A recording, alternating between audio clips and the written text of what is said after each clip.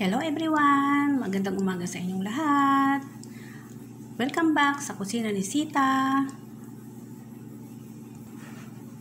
Alam nyo ba na malapit na naman ang Pasko? Ilang araw na lang, Pasko na naman. Kaya maraming maghahanda. Kaya ngayon ang ating ihahanda, pwede rin ito sa mga birthday ng mga anak nyo. Ang ating lasagna.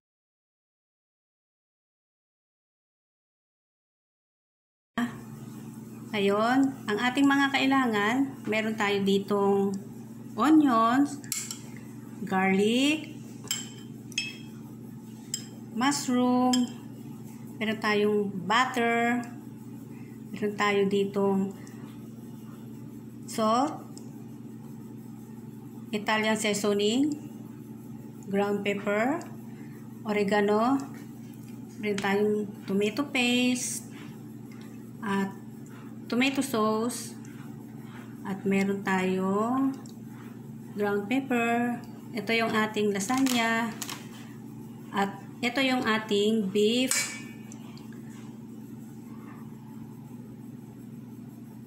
Meron tayo ditong butter, meron tayong sugar, flour, at fresh milk para sa ating white sauce mamaya. Kaya ngayon, umpisahan na natin. Una, magpapakulo tayo ng tubig. Lagyan natin ng konting asin. Saka lang natin ilagay at yung ating lasagna noodles. Hayaan natin siyang maluto. Lagay natin yung noodles. Lasagna noodles according to the package instruction.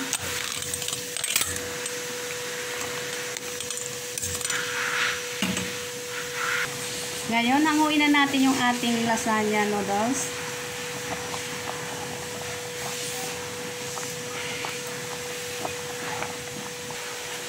Ngayon, isi-set aside muna natin to at magluluto na tayo ng meat sauce.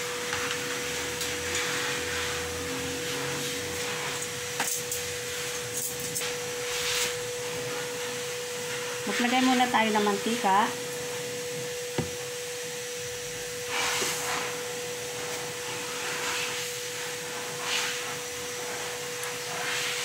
At ilagay na natin yung ating bawang.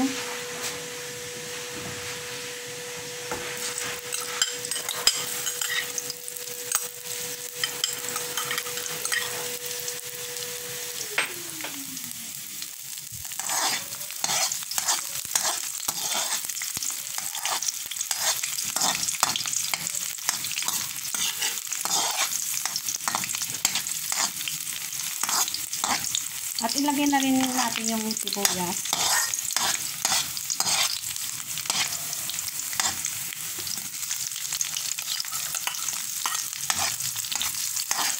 Haluin lang natin. Ilagay na natin yung ating beef. Yung ating ground pork. Beef ground pork.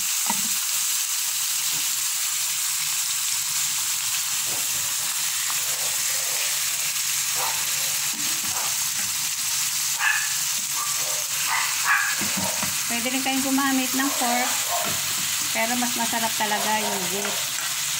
Yan.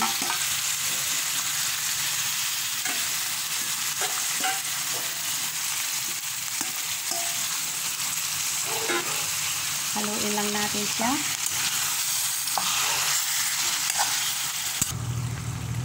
Antayin natin siya mag golden brown. O light brown lang siya. O ayan, papansin nyo.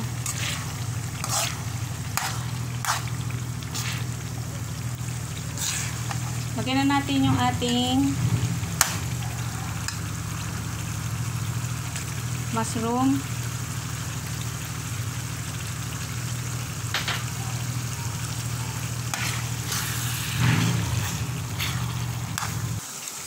Lagyan na natin yung ating tomato sauce.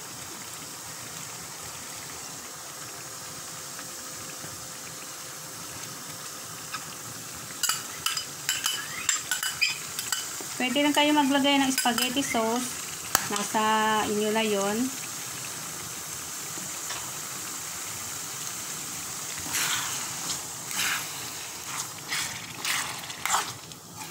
At idagdag na rin natin yung tomato paste.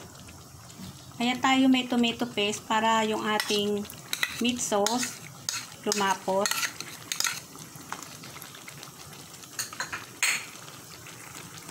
Dagdagan natin ng hand crust. Mas masarap to kinulang kasi para magkulay siya. Yan.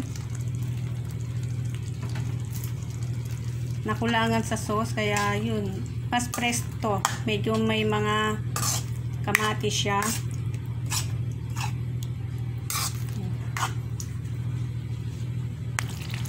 Add na natin ang oregano. Then ground pepper.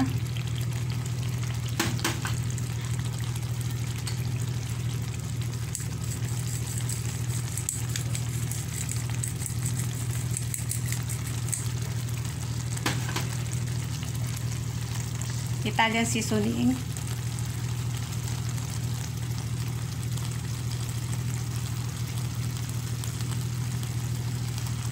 At yung salt.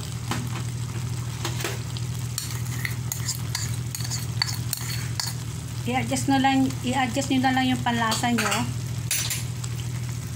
Haluin natin siya.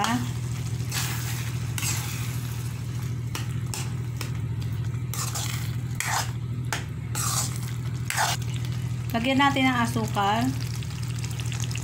Optional lang to. Para yung beef medyo manamis-namis. Sweetness. Haluin natin siya. Malapit na siyang maluto. Ilagay na natin yung beef broth. Hindi natin siya tutunawin. Matutunaw naman dito. Haluin na natin siya. Para pampatagtag siya ng flavor. Yan. Luluto na tayo ng meat sauce.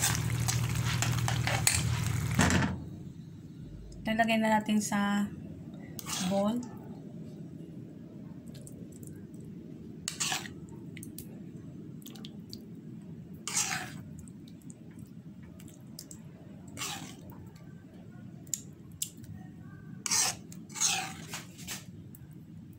Pagkatapos na ito, set aside natin at mag-load pa naman tayo ng cream sauce. Magme-melt na tayo ng butter.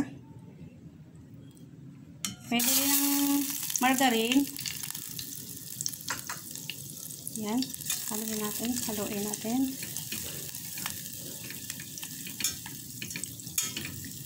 Melt natin.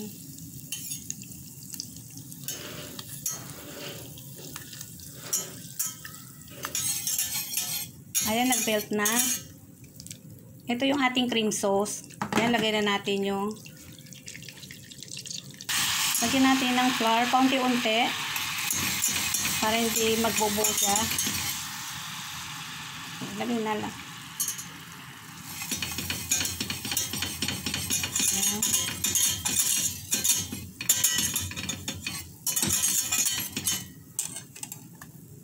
Huwag natin hahayaang masunog.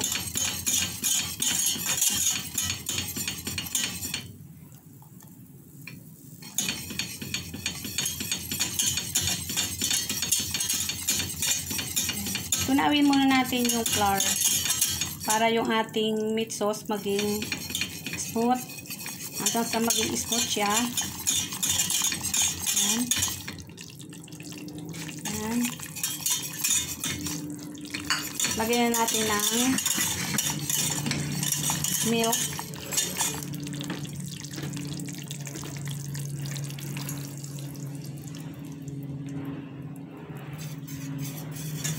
Haluin lang natin siya hanggang sa medyo lumapot siya.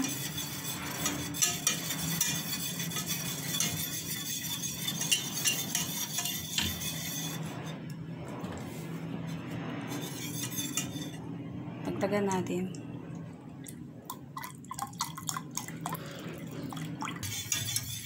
Ilagay na natin yung ating cheese. Pwede rin kayong maglagay ng parmesan, mozzarella. Yan, lagyan natin yung cheese hanggang sa antayin natin siyang lumapot. Dagdagan natin ng salt.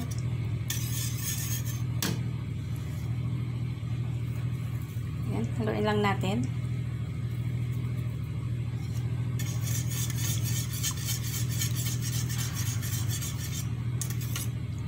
Yan, medyo malapot-lapot na. Okay na. Smooth na siya. Smooth na yung ating mixed white sauce.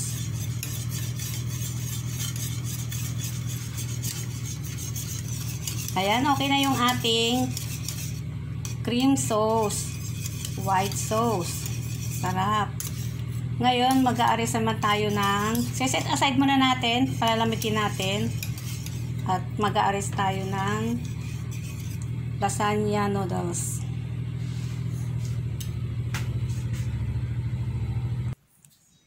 Magle-layer tayo ng lasagna noodles. Ito yung kailangan natin ng baking dish. Mag-spread na tayo. Lagyan natin ng meat sauce. First layer ng meat sauce. Lagyan mo na. Lalagyan na natin siya. Spread natin.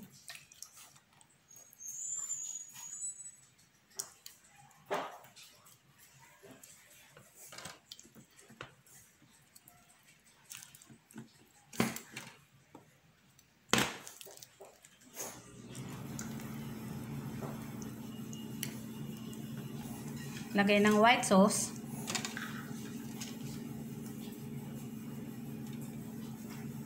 First layer lang to. Hanggang sa umabot tayo ng 3 layer.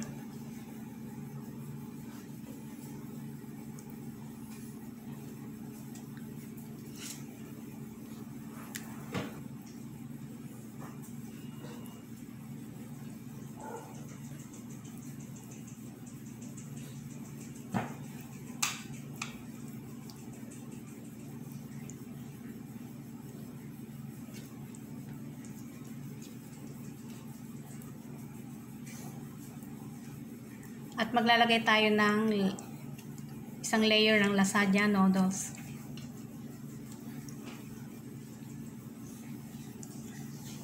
Yan. Eksakto lang sa ating dishpan.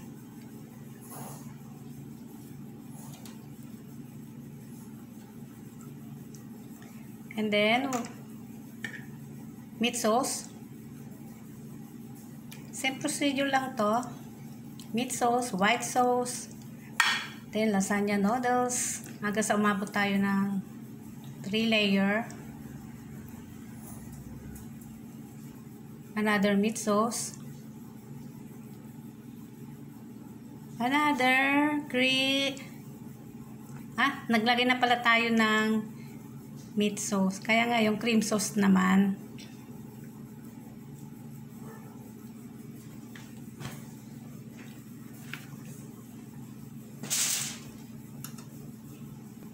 Patungan ulit natin ng lasagna noodles.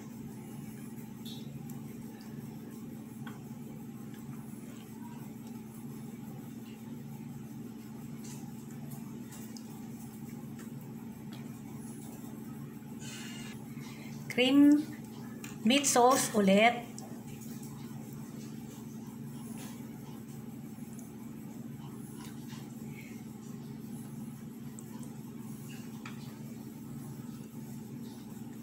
Masyado tayo kasi excited kaya namamali ako ng ano. Ayan. Kasi takam na ako kaya naiiba yung banggit ko. Lagyan ulit natin ng meat sauce. Ay, cream sauce na naman. Pasensya na. Excited lang.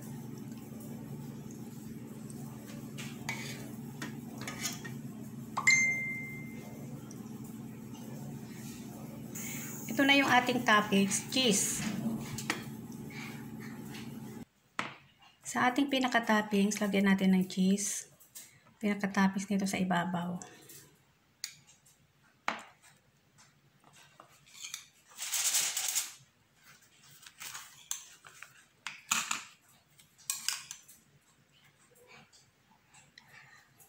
At pagkatapos nito, ipibake na natin ng 30 to 40 sa 180 Celsius.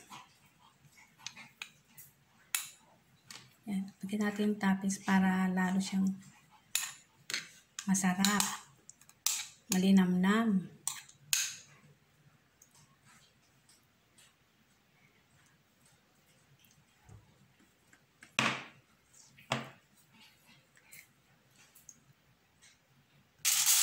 Lagyan natin siya ng foil para hindi masunog sa ibabaw.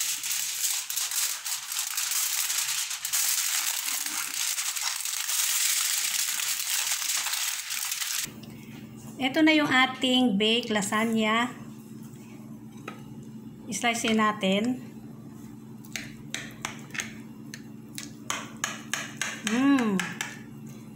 Mukhang masarap to.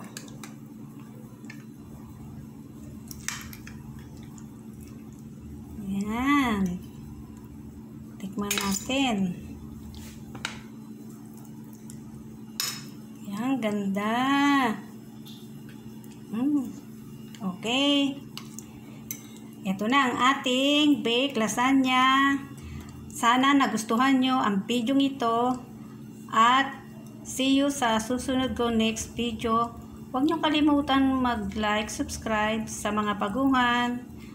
Huwag nyo kalimutan mag-click ng notification bell para updated kayo sa mga susunod kong video. Bye-bye!